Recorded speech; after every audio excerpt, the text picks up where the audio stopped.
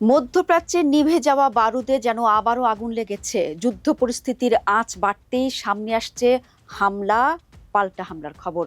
তার মাঝে মঙ্গলবার সকালে হরমুজ প্রণালীর কাছে একটি মার্কিন সেনাবাহিনীর AH-64 অ্যাপাচি হেলিকপ্টার ভেঙে পড়েছে। মার্কিন গণমাধ্যম নিউ ইয়র্ক টাইমস জানিয়েছে, হেলিকপ্টারটিতে দুজন সেনা সদস্য ছিলেন। তাদের নিরাপদে উদ্ধার করা হয়েছে বলে জানা গেছে।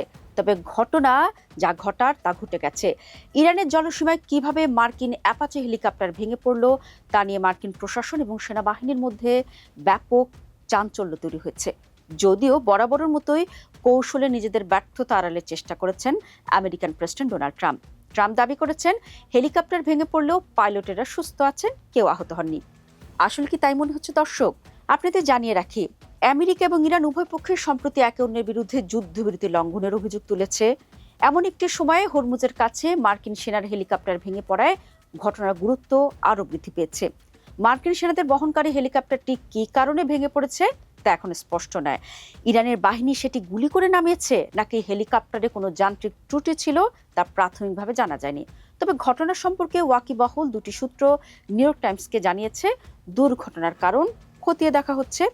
দর্শক, গত প্রায় 4 মাস ধরে হরমুজ প্রণালীকে কেন্দ্র করে আমেরিকা ও ইরানের মধ্যে উত্তেজনা চরমে পৌঁছেছে। গত কয়েক মাস ধরে ওই অঞ্চলে মার্কিন বাহিনী বাণিজ্যিক জাহাজ চলাচল সুরক্ষিত রাখতে এবং ইরানের সম্ভাব্য হুমকি মোকাবেলায় নজরদারির জন্য অ্যাপাচি হেলিকপ্টার মোতায়েন করেছে। মার্কিন সেন্ট্রাল কমান্ড সেন্টকমের তথ্য অনুযায়ী এদিনও অ্যাপাচি হেলিকপ্টারগুলো অভিযানের অংশ হিসেবে টহল দিচ্ছিল। হঠাৎই তার মধ্যে একটি অ্যাপাচি হেলিকপ্টার দুর্ঘটনায় পড়ে। দর্শক, হরমুজ প্রণালীকে কেন্দ্র করে ইরানের সঙ্গে উত্তেজনা শুরু হওয়ার পর থেকে তেহরানকে ঠেকাতে Apache helicopter, MQ-9 reaper drone, FA-18 এবং F-35 যুদ্ধবিমান ব্যবহার করে আসছে মার্কিন বাহিনী। গত 28 ফেব্রুয়ারি সংঘর্ষ শুরু হওয়ার পর থেকে ইরান প্রায় 30টি রিপার ড্রোন গুলি করে নামিয়েছে। কয়েকটি যুদ্ধবিমানও ধ্বংস হয়েছে। তবে 3 মাসের বেশি সময় ধরে চলা সংঘর্ষ পর্বে এই প্রথম আমেরিকার কোনো অ্যাপাচি হেলিকপ্টার ধ্বংস হলো। কেন এই হেলিকপ্টার ধ্বংস এত গুরুত্বপূর্ণ? দর্শক, AH-64 অ্যাপাচি শুধু একটি হেলিকপ্টার নয়, এটি মার্কিন সামরিক শক্তির অন্যতম প্রতীক। বিশ্বের সবচেয়ে কার্যকর অ্যাটাক হেলিকপ্টারগুলোর মধ্যে অ্যাপাচির নাম প্রথম সারিতে থাকে।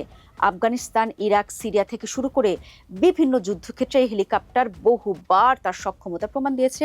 তাই হরমুজের মতো কৌশলগত অঞ্চলে একটি অ্যাপাচির পতন স্বাভাবিকভাবেই প্রশ্ন তুলছে, মার্কিন সামরিক আধিপত্য কি চ্যালেঞ্জের মুখে পড়ছে?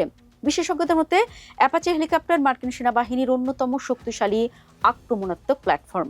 Drone, high speed water vehicle এবং স্থলেও লক্ষ্যবস্তু ধ্বংসের ক্ষমতা রয়েছে এই অ্যাপাচি কপ্টারের।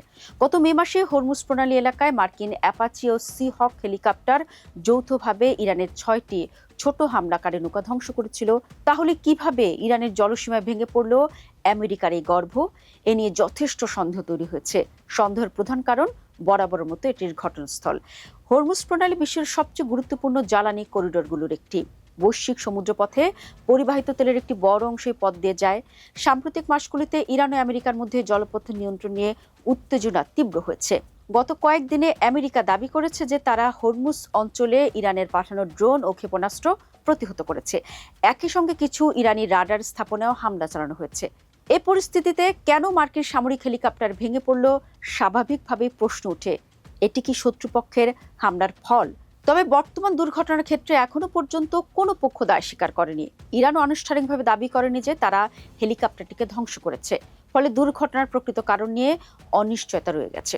যদিও কারণ অজানা, তবুও ঘটনাটি প্রতীকীভাবে গুরুত্বপূর্ণ। প্রথমত, এটি দেখিয়ে দিয়েছে যে হরমুজ অঞ্চল এখনও অত্যন্ত ঝুঁকিপূর্ণ। দ্বিতীয়ত, বিশ্বের সবচেয়ে উন্নত সামরিক প্রযুক্তির একটি প্ল্যাটফর্মও এই অঞ্চলের শতভাগ নিরাপদ নয়। তৃতীয়ত, ইরানকে ঘিরে আমেরিকার সামরিক কৌশল নিয়ে নতুন প্রশ্ন উঠেছে। ইরানপন্থী মহল ইতিমধ্যেই ঘটনাটিকে নিজেদের কৌশলগত সাফল্যের প্রমাণ হিসেবেই তুলে ধরার চেষ্টা করছে।